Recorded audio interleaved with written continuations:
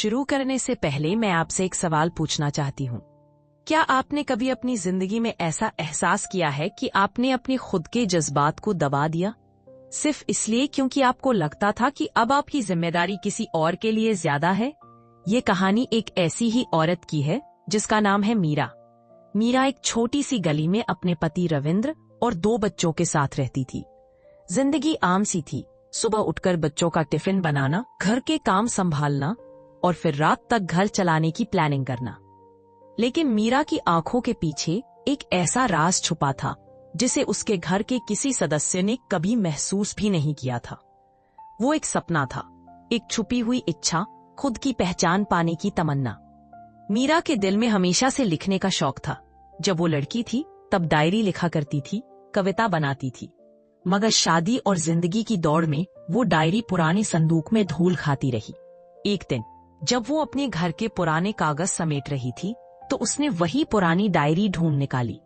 सफेद पन्नों पर लिखे थे सपने, आशाएं, ख्वाबों की बातें। उसने डायरी खोली और पहला पन्ना पढ़ा, वो कविता जो उसने छोटी लड़की होते लिखा था। जिंदगी के रास्ते पे मैं भी कुछ लिख जाऊं, अपनी पहचान की परछाई कहीं सजा जाऊं। मीरा की आंख भर आई, उसने डायरी को जोर से पकड़ लिया। उस रात उसने रविंद्र से कहा, सुनो, क्या मैं अपने लिए थोड़ा वक्त निकाल सकती हूँ? मुझे लगता है मुझे लिखना चाहिए। रविंद्र ने हंसते हुए कहा, पागल हो क्या? ये सब लिखने से कुछ होता है क्या? तुम घर पर ध्यान दो, ये सब चीजें अब तुम्हारी उम्र में सूट नहीं करती। मीरा चुप हो गई, मगर उसके दिल में एक छोटी सी आग जल चुकी थी। दिन और रात निकलते रहे, मीरा घर की जिम्मेदारी निभाती रही, पर चुपके से रात को डायरी में लिखती थी। उसे डर था कि अगर घर वाले जान गए तो क्या सोचेंगे।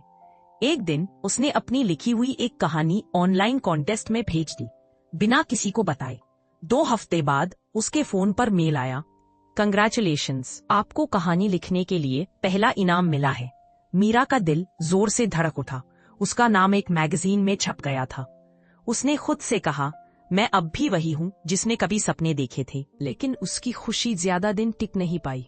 उसकी बेटी नेहा ने मैगजीन उठाकर रविंद्र के सामने रख दी। रविंद्र ने पढ़ते ही नाराज होकर कहा, ये सब क्या है मीरा? तुमने बिना बताए कहानी लिखी, नाम छपवाया, घर वालों से पूछना भी जरूरी नहीं समझा? मीरा घबरा गई। उसने समझाने की कोशिश की, मैं बस अपना शौक जी रही थी, मैं घर की जिम्मेदारी छोड़कर नहीं बैठी। लेकिन रविंद्र ने उसकी बात नहीं मानी। घर का माहौल कुछ दिन गरमाया रहा।